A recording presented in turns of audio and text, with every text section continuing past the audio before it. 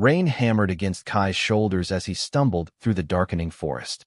3 days of walking had left his muscles screaming and his pack feeling like it carried stones instead of supplies. When the glowing lanterns of an inn appeared through the mist, he nearly wept with relief.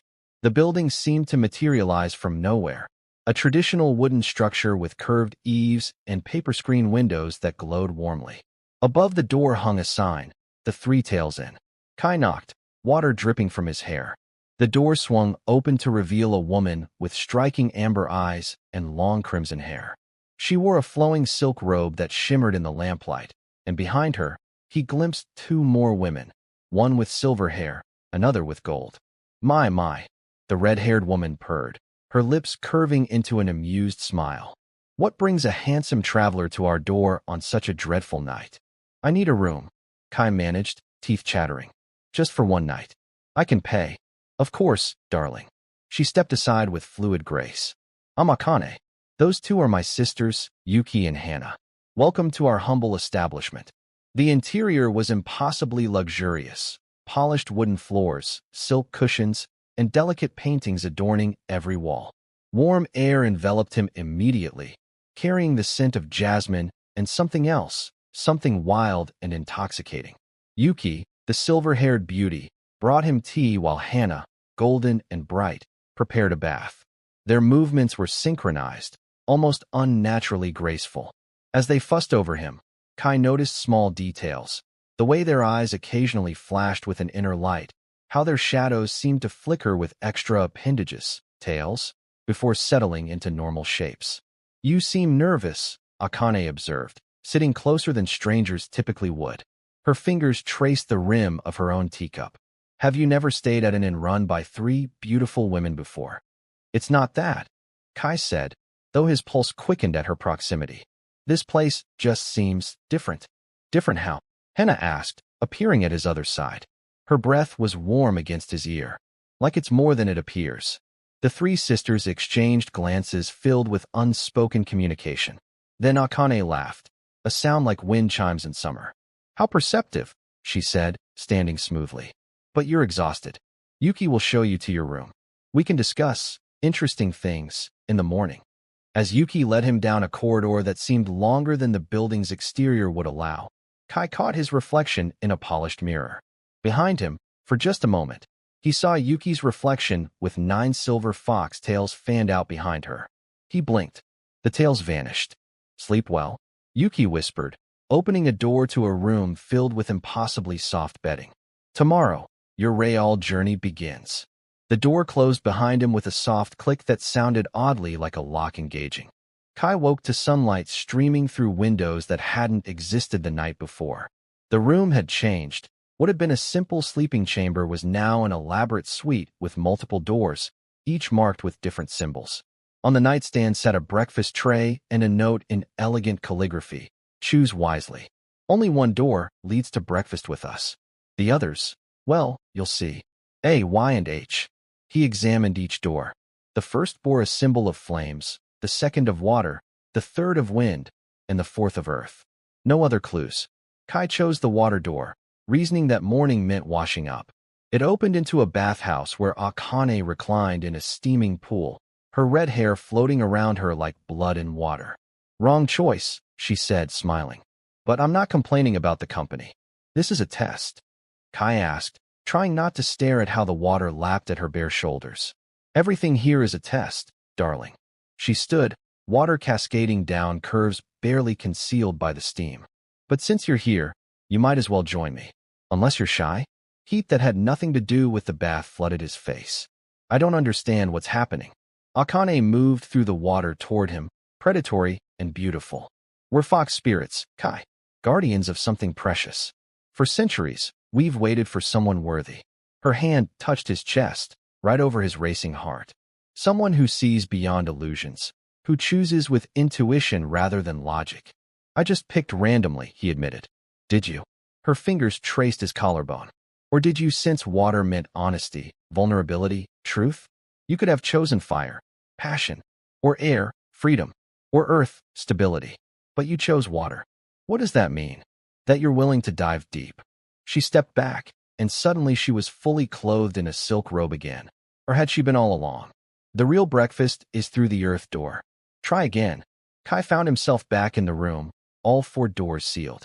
This time, he chose earth. It opened to a dining room where Yuki and Hana waited with food and knowing smiles. 2 tries, Hana said, pouring tea. Better than most. Most? Kai sat, ravenous. How many travelers have come here? Enough, Yuki replied, her silver eyes studying him. None passed all our tests. What happens if I fail? The sisters exchanged glances again, that wordless communication. You forget, Akane said, entering through a door that definitely hadn't been there before. She wore a different robe now, or perhaps it was the same one, constantly shifting. You forget everything and return to your ordinary life. And if I pass? All 3 smiled, and for a moment, their fox nature showed clearly. The tails, the pointed ears, the wild magic crackling in the air. Then everything changes, they said in unison. The challenges came rapidly after that. Kai found himself navigating rooms that defied physics, staircases that led upward but brought him down, mirrors that showed not reflections but possibilities, gardens that existed inside closets. Through it all, the Fox sisters appeared and vanished, sometimes helping, sometimes hindering. And always, there was an undercurrent of something more, lingering touches, heated glances, moments when the air between them felt electric. On the 3rd night, Kai encountered Yuki in a library that shouldn't exist. She sat reading by candlelight, her silver hair loose and flowing. Can't sleep? She asked without looking up. This place makes sleep feel dangerous, he admitted, sitting beside her. Like I might wake up somewhere completely different. You might. She finally met his eyes. Does that frighten you? Should it? Instead of answering, Yuki leaned forward and kissed him. Soft, tentative, tasting of moonlight and mystery. When she pulled back, her cheeks were flushed. That wasn't part of the test, she whispered. That was just me wanting to. Before Kai could respond, the library dissolved. He stood in a grand hall where Akane and Hana waited, both wearing expressions of fond exasperation. Yuki always was the impulsive one, Akane said, but her tone was warm. Though I suppose we're all feeling it. Feeling what? Kai asked, his lips still tingling. Connected to you, Hana replied simply. She approached him, golden eyes searching his face. It's not supposed to happen this way. We're meant to stay detached, objective. But you're different. Different how? I'm just a traveler who needed a bed. Akane laughed. You were never just anything, Kai. From the moment you knocked on our door, we sensed it. Your spirit, it's untouched by the corruption of greed, unclouded by dishonesty. Rare qualities in your world. She circled him slowly, and Kai felt like prey being assessed by a predator, but not one that meant him harm. One more test, Akane said, stopping directly in front of him. Her hand cupped his face with surprising gentleness. The hardest one. Tomorrow night, you'll face a choice. Pass it, and everything changes. Fail. She trailed off. I'll forget, Kai finished. More than that. Her thumb brushed his lower lip. We'll all forget. Every moment, every connection, erased as if it never happened. The weight of that settled over him.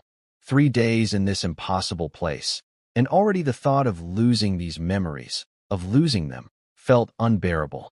Then I won't fail, he said. Hana stepped forward, sandwiching him between them. He's so certain, she murmured. So brave. Or so foolish, Yuki added, appearing beside them. But she was smiling. That night, they didn't make him sleep alone. The 4 of them stayed together in the library, talking and laughing until dawn, holding on to moments they might lose forever. The next evening, Kai found himself in a room he'd never seen before, a chamber with walls of polished obsidian that reflected endless versions of himself. In the center stood a pedestal with 3 objects, a golden key, a silver mirror, and a copper ring. The Fox sisters appeared behind him, solemn in matching white robes. Choose one, Akane said.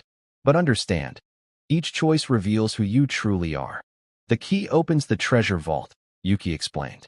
Riches beyond measure. Enough to live like a king.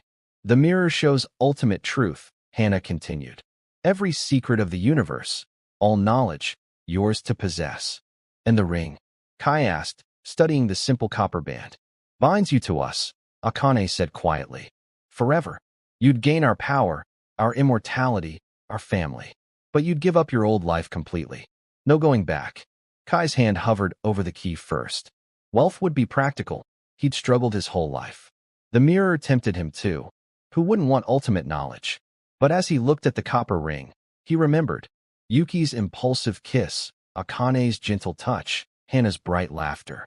The way they'd held him through the night. The conversations that stretched into dawn. The feeling of belonging he'd never experienced before. The other travelers, he said slowly. They always chose the key or mirror, didn't they? 3 sad nods confirmed it. Because they saw this as a test to win treasure. They never realized. He picked up the copper ring. The test wasn't about choosing treasure. It was about recognizing I'd already found it. The chamber erupted with golden light. Kai felt power surge through him, ancient, wild, intoxicating. His vision sharpened, his hearing enhanced, and when he looked down, he saw a foxtail materializing behind him, then another, then a third. The sisters transformed fully, their 9 tails unfurling in magnificent displays of silver, red, and gold. They rushed to him, embracing him together, tears streaming down their faces. Finally, Akane breathed against his neck. After so long, finally. You have to understand, Yuki said, pulling back to look at him. We weren't just testing you for the treasure. We were testing you for us. We've been alone for centuries, waiting for someone who'd choose connection over gain. Hana kissed him then, deep and claiming. You're ours now. Truly ours. And you're mine?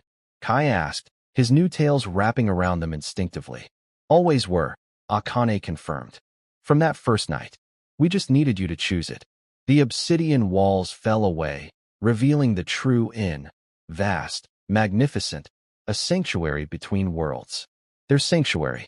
His sanctuary. So what now? Kai asked, grinning as his new power settled into his bones. The 3 fox spirits smiled, wild and beautiful in his. Now, they said in unison, we live. The morning after the transformation, Kai woke tangled in silk sheets with Akane's red hair spread across his chest, Yuki's arm draped over his waist, and Hana curled against his side. His 3 new tails had minds of their own, wrapped around his lovers protectively.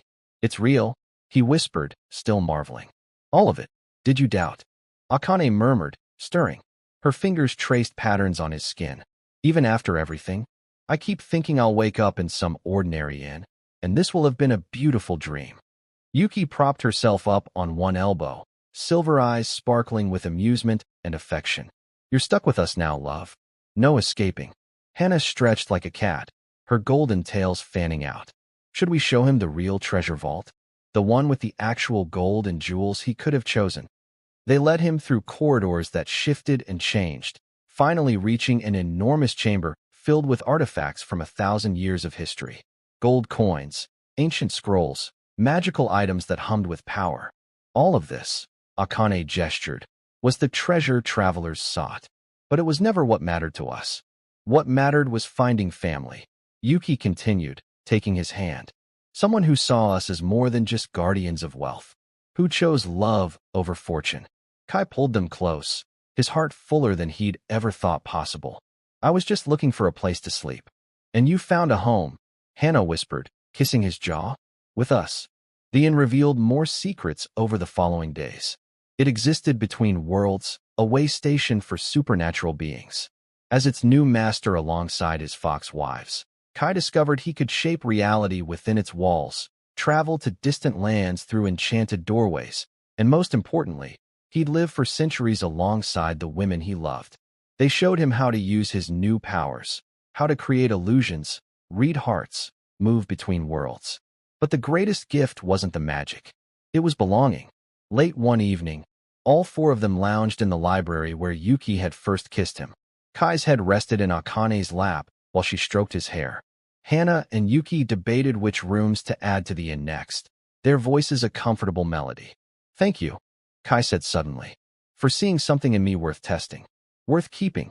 Akane's hand stilled. You gave us purpose beyond guarding old gold.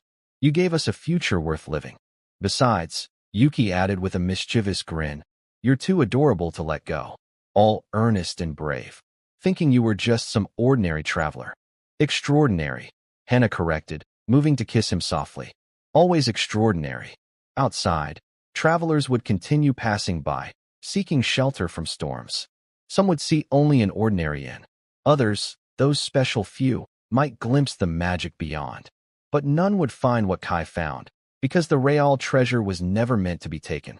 It was meant to be shared.